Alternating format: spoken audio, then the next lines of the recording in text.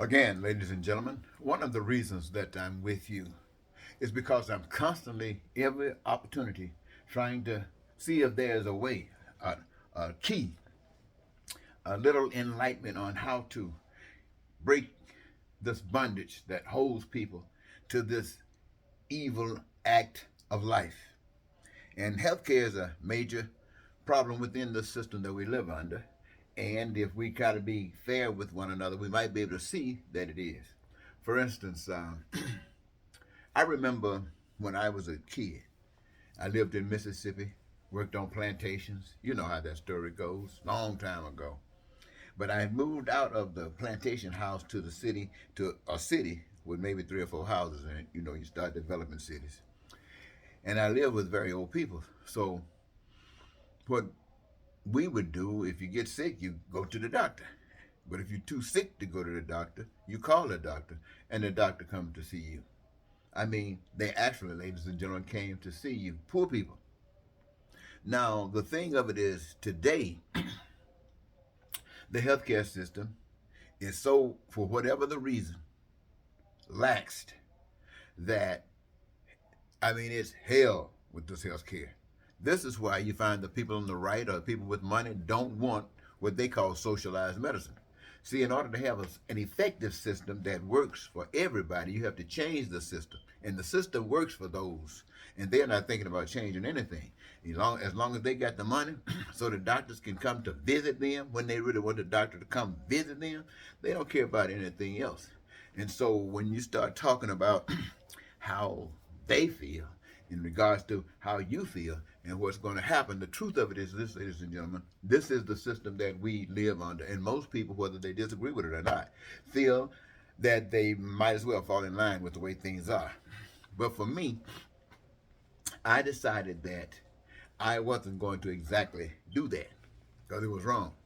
And I had been given uh, a responsibility of acknowledging to all of us that it's wrong. But in order for me to really be able to do it, I got to know exactly what I'm talking about, even though I do. But more specifically, I have found myself in a situation where, for instance, let me give you a more perfect example. I go to the doctor today, having a physical. I've been going to the doctor and got so many things that I'm being treated for. And one thing is that copayment that has not been paid is up a lot of money. I wonder how it's going to get paid. And I know those of you who fall in the same category are wondering how it's going to get paid. Now, there is a way. I want you to remember everything that I say negative about anything, there's a way for it to be done in a perfect way. But anyway, I go to the doctor. He comes to our room, and you can tell he's stressed, a little nervous, a little anxious, because he got to meet a lot of people. You can tell how they talk, the kind of attention that you get when you're there. You can know that. You know your mother will dictate that to you. But this is what the system is like. And so I'm thinking about this, ladies and gentlemen. I'm thinking about why the system is like this. And so what I am constantly thinking and would like to say to all of the people out throughout America and throughout the land, if you want to be a doctor, we need you.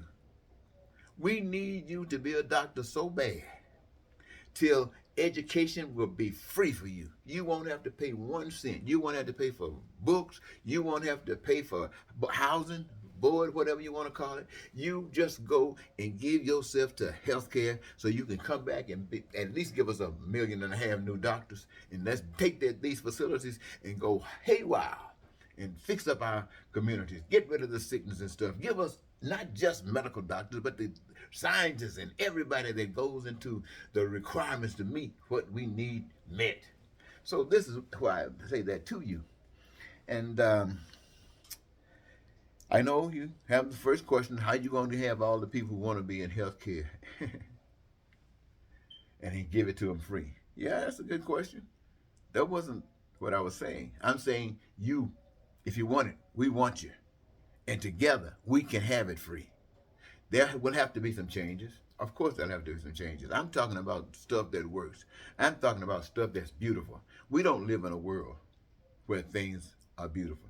Let me give you an example, ladies and gentlemen. think I might have planned to give it to you on another subject, but I think I might give it to you right here. I heard a young man say, well, older gentleman say that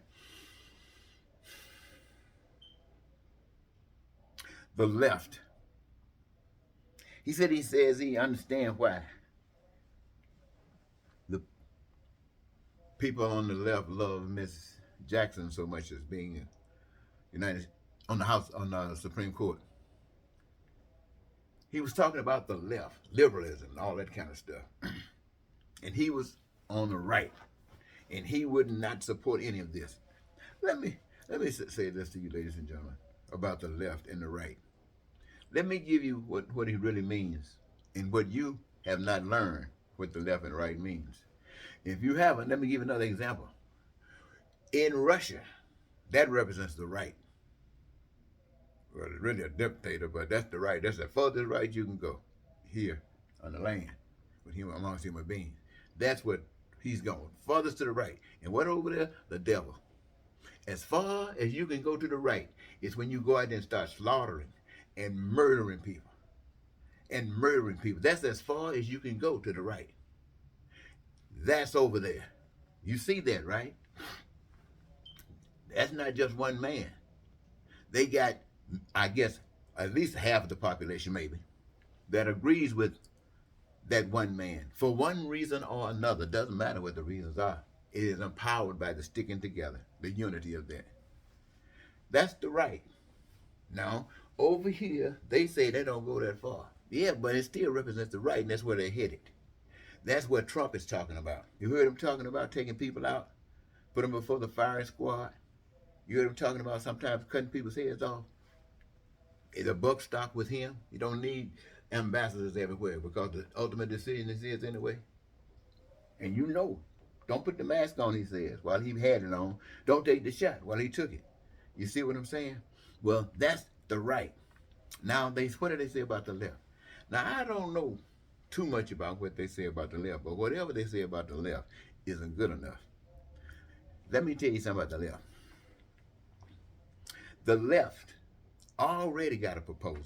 They don't know too much of it. You know, the majority of the left doesn't know, but those who have the reason or the need to know knows.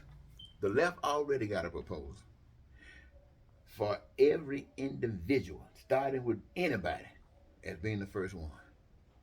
Then all the way from the furthest left as you can get, all the way over the center, all the way over to the farthest right you can get.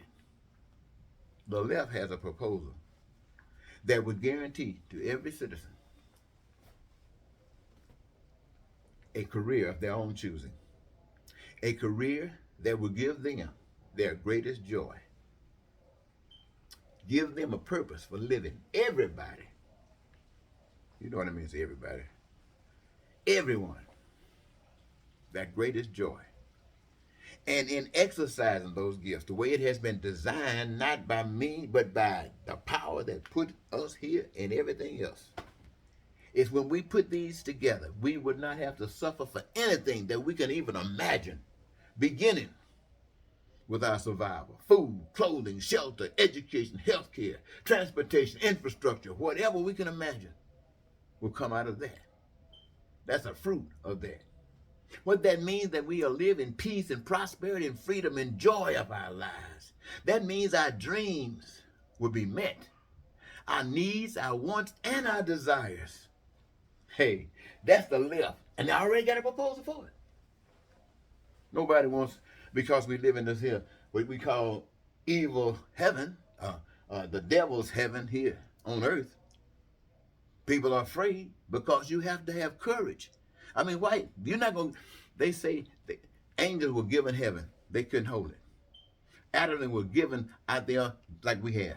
They couldn't hold it. Now, you have choice. You want hell or you want heaven.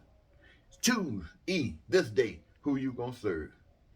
Now, what is happening over there in Ukraine, you have David and Goliath. Those people are standing up, defending and dying and being buried and going through all kinds of changes. But they're standing.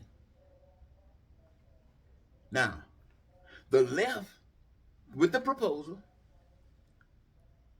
Are we standing? No, what we're doing. Listen, ladies and gentlemen, I want to tell you the truth. We got to represent.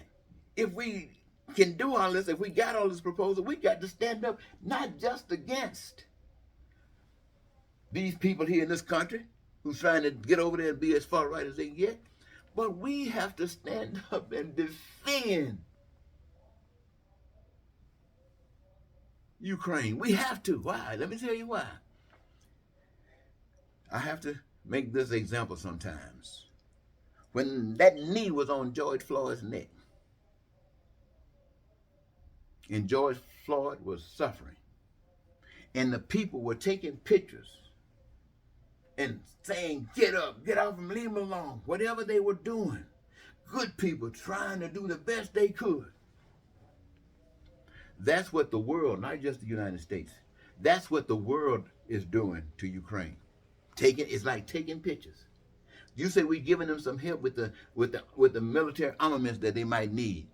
That's the same thing. Their neck is still on them. They still dying. And we're saying, now why didn't these people who were taking pictures, why didn't they do anything? Because they were afraid. They were afraid that the cops might turn around and beat them up. They were afraid that the cops might turn around and shoot them. And they might have loved George Floyd, but they didn't love him enough to go in and take a chance on that. See, if the spirit of the truth of love was living on, they wouldn't have given a stink. They'd have jumped over there anyway. And maybe both of them would have been alive today.